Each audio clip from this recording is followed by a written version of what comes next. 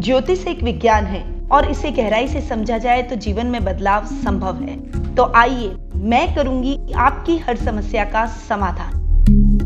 नमस्कार, सुस्वागतम, वेलकम। मैं निधि शिमाली आपके अपने इस YouTube चैनल में आप सभी का स्वागत करती हूँ। आज मैं आपके सामने राहु के राशि परिवर्तन की जानकारी लेकर उपस्थित हुई हूँ और अब तक मैंने आपको मेष से लेकर तुला राशि वालों तक की राहु के राशि परिवर्तन की जानकारी दी है। आज मैं आपको बताने वाली हूँ कि वृश्चिक राशि वालों के लिए राहु के इस राशि परिवर्तन का क्या प्रभाव देखने को मिलेगा। आगामी 12 अप्रैल को सुबह 10:36 पर राहु वृषभ राशि से मेष राशि में कृतिका नक्षत्र में प्रवेश करेंगे और लगभग 18 माह यानी 30 अक्टूबर वर्ष 2023 तक वे मेष राशि में गोचर भ्रमण करते हुए दिखाई देंगे। राहु और केतु ज्योतिष शास्त्र के अनुसार छाया ग्रह माने गए हैं, ये सभी को पता है। और राहु वक्री चाल भी चलते हैं, इसलिए वृषभ से मेष में प्रवेश कर रहे हैं। परंतु राहु सूर्य और चंद्र के साथ में ग्रहण दोष का भी निर्माण करते हैं और राहु कुंडली में तृतीय, षष्ठम और एकादश स्थान में बहुत ही उत्तम परिणामों की प्राप्ति करवाते हैं। यानी अगर इन स्थानों में राहु बैठे हैं तो बहुत ही अच्छे रिजल्ट हमें इन स्थानों के देखने को मिलते हैं। अब राहु के उच्च और नीच पर कुछ विरोधाभास है। कुछ आचार्यों का मत है कि कन्या राशि में राहु स्वग्रही होते हैं, वहीं मिथुन राशि में उच्च के और धनु राशि में नीच के होते हैं। वहीं कुछ अन्य आचार्यों का मत है कि राहु वृषभ राशि में उच्च के और वृश्चिक राशि में नीच के होते हैं।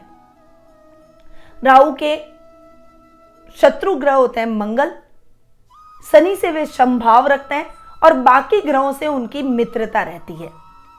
राहु की दृष्टियां शनि के समान अच्छी नहीं मानी जाती है और राहु की पंचम, सप्तम और नवम दृष्टि जिस भी स्थान पर पड़ जाए उस पर कुछ बैड इफेक्ट राहु का रहता है। अब जान लेते हैं कि वृश्चिक राशि वालों के लिए राहु का जो राशि परिवर्तन 12 अप्रैल को होने वाला है उसका क्या इफेक्ट देखने को मिलेगा। तो वृश्चिक राशि के लिए राहु सप्तम भाव में अब तक बैठे थे और अब 12 अप्रैल को जब राहु का राशि परिवर्तन होगा तो वे आपके षष्ठम भाव में आ जाएंगे।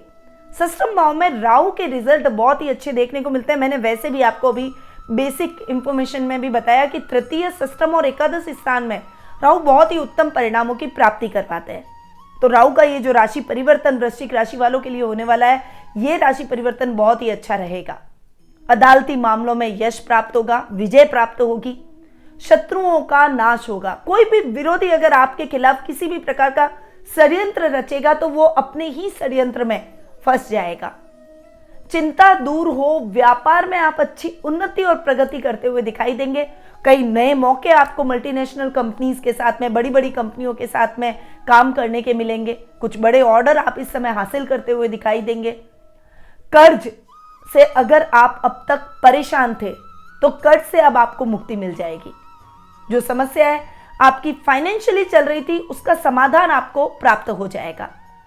स्त्री सुख की प्राप्ति होगी। यानी अगर आप अविवाहित हैं और किसी को मन में चाहते हैं, उससे विवाह करना चाहते हैं तो उसके अच्छे योग बनेंगे और दाम्पत्य सुख आप इस समय भरपूर प्राप्त करेंगे।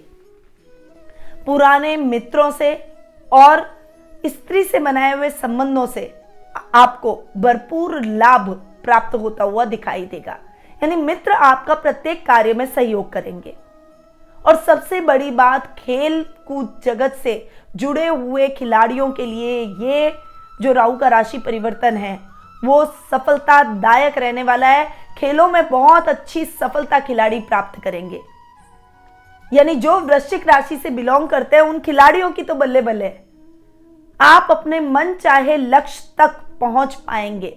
यदि आपने नेशनल खेला है तो इंटरनेशनल के आपको मौके मिलेंगे और यदि आप नेशनल खेलना चाहते हैं तो उसके भी कई मौके, कई सुअवसर आपको प्राप्त होते हुए दिखाई देंगे। आपकी प्रसिद्धि में 4 चांद लगते हुए दिखाई देंगे।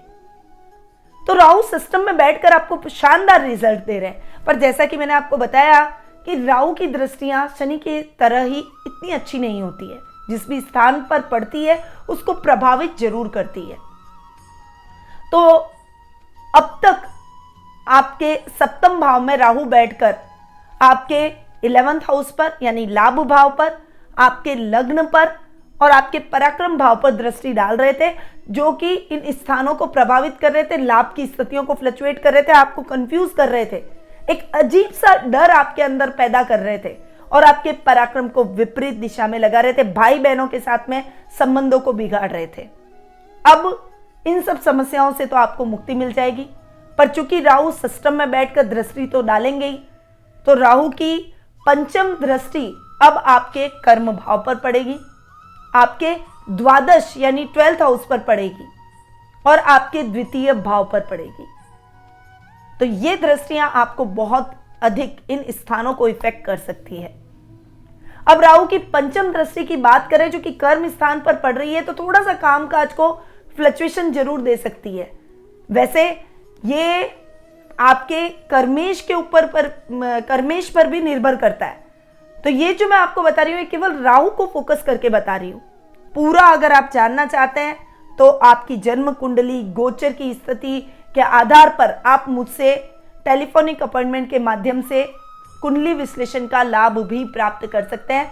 घर बैठे ही आपकी कुंडली का विश्लेषण करके मैं आपको डिटेल में बताऊंगी कि ओवरऑल आपकी स्थिति कैसी रहने वाली है, साथ ही आपके प्रश्नों के उत्तर भी दूंगी।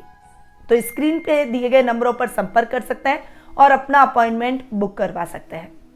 अब कर्म भाव पर जो राहु की पंचम दृष्टि है उस वजह से कामकाज में दिक्कत है, पिता के साथ कुछ मतभेद होना और वैचारिक मतभेद बढ़ जाना, ऐसी स्थिति बनी हुई है।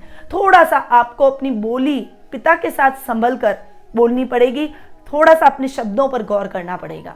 साथ ही जो कामकाजी महिलाएं और कामकाजी युवक युवतियां हैं उनके लिए ये समय मेहनत कश रहेगा। आप मेहनत करेंगे, रिजल्ट बहुत अच्छे मिलेंगे। राहु सिस्टम में बैठे अच्छे रिजल्ट दे रहे हैं, पर चूंकि राहु की दृष्टि है तो थोड़ा सा आपको मेहनत कश बनाती है, थोड़ा सा कंफ्यूज जरूर करेगी। अब आपको डिसीजन लेना है कि आप सही दिशा में बढ़े, सही तरीके से कार्य करें, और अगर मेहनत की तो रिजल्ट आपको सकारात्मक जरूर मिलेंगे। राहु की सप्तम दृष्टि आपके खर्च भाव पर पड़ेगी, जो कि खर्चों को थोड़ा सा कंट्रोल करती हुई दिखाई देगी। क्योंकि खर्च भाव पर पड़ रही है, इसीलिए थोड़ा सा आपके जो बजट अभी तक बिगड़ा हुआ है, जो खर्चे अनर्गल हो जाते हैं, उनसे आपको बचाएगी, पर आपको धर्म कर्म के कार्यों में खर्च जरूर करवाएगी। पर ऐसे कार्यों में खर्च होना व्यक्ति के लिए गौरव की बात होती है, इसलिए इससे घबराने की आवश्यकता आपको नहीं है। थोड़ा सा जो हायर एजुकेशन से जुड़े हुए छात्र हैं और जो बाहर जाकर शिक्षा ग्रहण करना चाहते हैं, उनको थोड़ा सा संभल कर डिसीजन लेने में जल्दबाजी नहीं करनी है और पूरी तैयारी के साथ उतरना है, तभी आप अपने लक्ष्य तक पहुंच पाएंगे। वहीं जो विदेश में जाकर काम कर रहे हैं या फिर विदेशी कंपनियों के साथ कोलैबोरेशन में कोई बिजनेस कर रहे हैं, उनके लिए भी ये समय थोड़ा सा सतर्क रहने का है। अब बात करते हैं राहु की नवम दृष्टि की, जो कि द्वितीय स्थान पर पड़ रही है, कुटुंब के भाव पर पड़ रही है। इस समय अपने रिश्तों को बहुत सोच समझकर आगे बढ़ाएं। थोड़ा सा वाणी पर संयम, क्रोध पर नियंत्रण आपको रखना ही पड़ेगा। बोलते समय ध्यान नहीं रखा तो बने बनाए रिश्तों को आप बिगाड़ देंगे। आपके इवन प्रोफेशनल लाइफ पर भी इसका दुष्प्रभाव पड़ सकता है।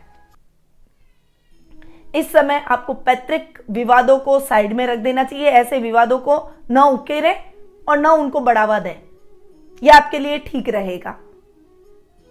वहीं जो बोली से रिलेटेड काम करते हैं, स्पेशली ज्ञान देने का काम करते हैं, जैसे शिक्षण व्यवसाय से अगर आप जुड़े हैं, मीडिया कर्मी हैं, अगर आप डिबेटर हैं या फिर नेता या अभिनेता हैं, तो उनको बहुत संभल कर रहना है। शब्दों का चयन करते समय सावधानी रखें और सोशल मीडिया पर कुछ भी पोस्ट करते समय सोच समझकर पोस्ट करें। बस इन बातों का अगर आप विशेष रूप से ध्यान रखेंगे तो राहु के परिणाम आपको उत्तम मिलने वाले हैं। यानी वृश्चिक राशि वालों के लिए राहु के रिजल्ट बहुत ही अच्छे रहेंगे। पर चूंकि मैंने आपको बताया कि पंचम, सप्तम और नवम दृष्टि राहु की अच्छी नहीं होती है, तो इसलिए हमें कुछ उपायों को भी लेकर चलना ही पड़ेगा। उपाय लेकर चलेंगे तो चीजें आपके जीवन में और भी अधिक उत्तम परिणामदायक रहेगी। तो अब आपको उपाय क्या करने चाहिए? एक तो काले कुत्ते को तेल से चुपड़ी हुई रोटी जरूर खिलाएं। शनिवार के दिन मीठी चीजों से परहेज करें। जल में कुश डालकर आपको प्रतिदिन स्नान करना चाहिए। और लाल किताब का अगर मैं आपको उपाय बताऊं तो चांदी का सिक्का सदैव अपने पास रखें, यह आपके लिए बहुत ही बढ़िया रहेगा। उड़द की दाल, कपड़े, सरसों, कोई काला फूल, राई, तेल, कुल्फी आदि क्षमता के अनुसार आपको गरीबों को दान करनी चाहिए। ऐसा करने से आपको सभी कष्टों से मुक्ति मिल जाएगी और राहु के छोटे मोटे जो भी बैड इफेक्ट है वो खत्म हो जाएंगे। और अगर ये दान आप शनिवार के दिन करें तो और भी अच्छा।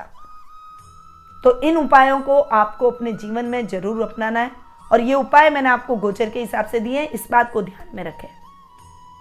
अब मैं अपनी वाणी को यहीं विराम देती हूँ। स्वस्थ रहिए, व्यस्त रहिए, मस्त रहिए और हमेशा मुस्कुराते रहिए। जय श्री राधे कृष्णा।